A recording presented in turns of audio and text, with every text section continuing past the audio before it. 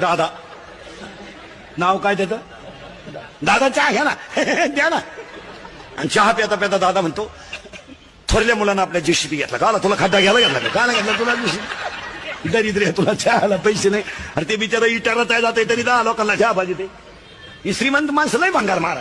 हे फक्त अति पैशावाले असल्यामुळे आपण त्यांना काही म्हणत नाही ना, तर त्यांना घ्यायचे बिचे काय याडपटाचे. ते फक्त लक्ष्मी त्यांच्या घरात असल्यामुळे आपण हे वांग काय त्यांच्याकडे.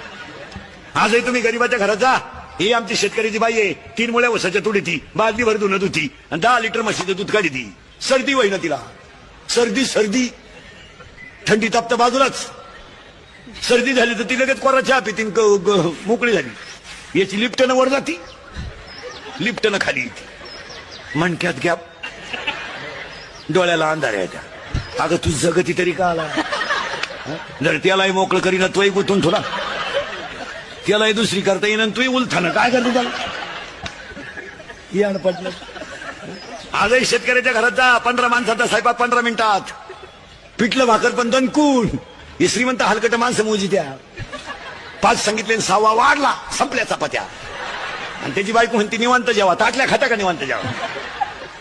शेतकऱ्याच्या घरात अजून आवळी देऊन चहा येतो. आणणारे चहा वजन नाहीये, गरीबाच्या घरात वजन नाहीये. आजारी तुम्ही